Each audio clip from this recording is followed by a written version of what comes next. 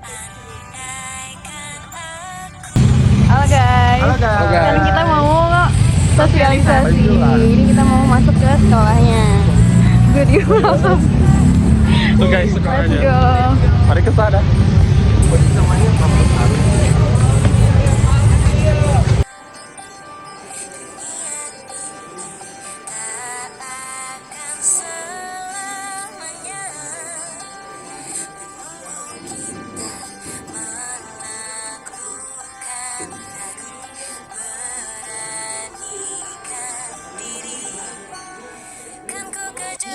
Nah, teman-teman kita sebelumnya perkenalan dulu ya.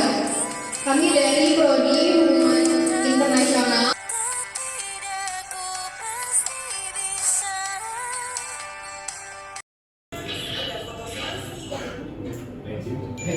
Tapi kemudian dia mulai meminta aku berfoto dengan pakaian terbuka. Apa Tuhan kamu yang membuat? Tadi ambil dari Serikat di Amerika, kemudian dari Korea Selatan. Nah, tapi kenapa ini diangkat? Karena ini menjadi apa namanya? Bukan kasus di suatu negara aja, gitu. Makanya diangkat di hubungan internasional itu karena ini sudah terjadi di hampir semua negara. Gitu. Jadi negara mana yang terbebas dari kekerasan seksual itu nggak ada. Jadi semuanya di negara itu pasti ada, dan makanya ini harus diberikan sosialisasi untuk kalian nanti akan menghadapi dunia mungkin di luar ya. Nah, ini yang marak gitu, karena bukan hanya kita mahasiswa tapi siswa-siswa bahkan anak SD pernah dijadikan bahan atau korban dari sexting itu sendiri. Jadi kalau kalian pernah baca di berita, jadi banyak juga oknum-oknum misalkan atau bahkan kakak kelas kalian. Nah, yang pertama ada gaslighting nih. Gaslighting bukan maksudnya digas ya, beda ya artinya teman-teman. Gaslighting ini di sini selesai melakukan pembayaran seperti ini, akhirnya wanita ini diperas dan uangnya malah dihabiskan gitu. Nah, ini contoh kasus gaslighting yang menyeret salah satu selebritis ya. Nah, ntar untuk kasus selanjutnya saya juga ada contoh dari film ya teman-teman, agar teman-teman tahu nih konsepnya secara luas gitu. Nah, yang selanjutnya ada victim blaming. Nah, apa sih tentang victim blaming itu? Nah, victim blaming itu adalah di mana fenomena korban kejahatan adalah salah mereka. Mereka bilang gini, loh, kan ini terjadi karena kalian berpakaian pendek, kalian berpakaian tidak menutupi diri kalian. Ini itu salah kalian gitu. Yang menggoda para laki-laki gitu. Nah, padahal teman-teman, jika teman-teman ketahui di Amerika itu ada suatu museum. Nah, ini diperagakan di museum itu contoh saat mereka lagi diperkosa dan bajunya itu rata-rata semua tertutup. Jadi dapat teman-teman pahami bahwa Di tangan orang yang tidak tepat itu bajunya kan bisa dihilangkan gitu. Nah, itu bisa diedit yang macam-macam gitu. Nah, kita itu posisinya amit-amit ya. Nah, itu menjadi korban kekerasan seksual berbasis gender. Nah, selanjutnya ini tentang masih dalam istilah kekerasan berbasis gender kan banyak ya istilahnya. Yang ketujuh adalah sextingnya kan dijelaskan oleh Kapowi. Untungnya alhamdulillah di Musika nggak ada. Jadi di sini ada di UNY, di UGM. Biasanya tuh dosen-dosen yang biasanya kita lagi mau skripsian, terus ada dosen pembimbing. Kita lagi nanya nih, Pak gimana ya skripsi saya lanjutannya, apakah ada yang perlu direvisi? Nah, itu dosen-dosen yang emang jahat itu mereka melakukan tindakan sexting. Itu terus juga dengan embel-embel itu kayak nanti kalau misalkan kamu nggak gini nanti nggak saya lulusin proposalnya. Itu salah ya teman-teman. Dari impersonation ini saya ambil kebetulan baru di post ya sama akun Instagram untuk aja. Ini misalnya ada 4 cowok maco di sini yang menggunakan atribut wanita ini.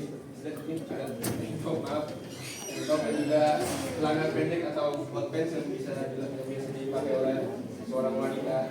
Dan juga mereka itu dandan teman-teman, make up baik wanita.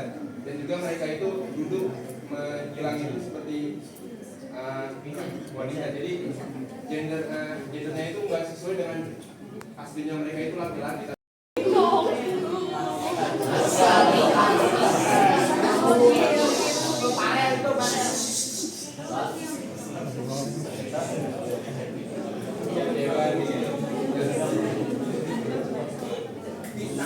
Impersonation juga bisa menjadi bagian dari ekspresi gender yang kompleks dan beragam dan dapat berperan dalam mempertanyakan, mengeksplorasi atau mengkritik norma-norma gender yang ada dalam masyarakat.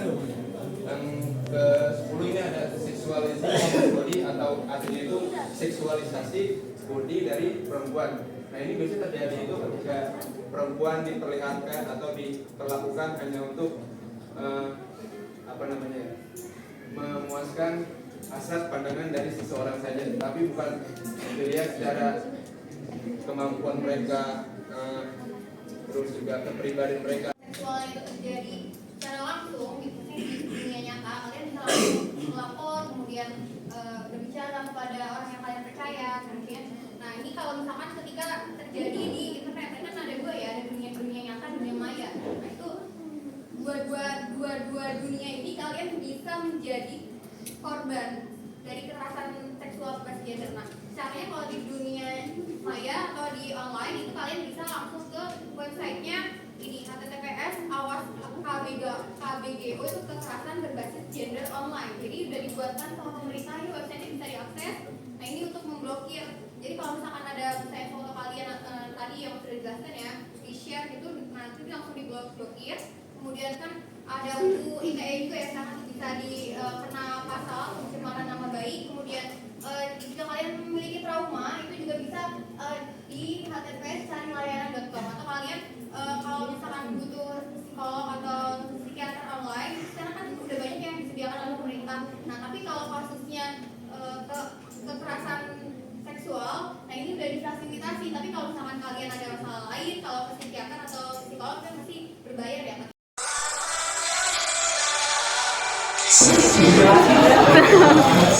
Boleh.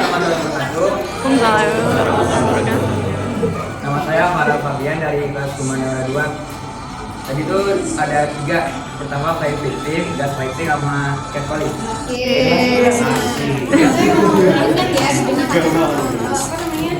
Udah menyimak istilahnya kalau yang lain.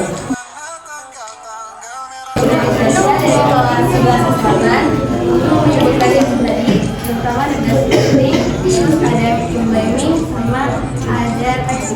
Ya, gitu. Nih.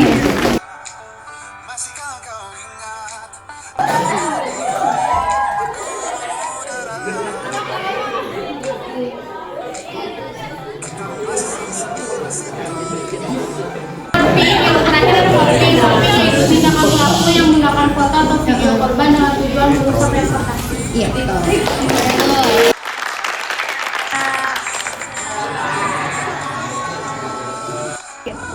Kita mau pulang, udah selesai nih sosialisasi. Gimana? Oke, gimana Bob? Anak-anak Fel, Dia? Alhamdulillah Tinggal SD. Yuk, semangat. Bye-bye.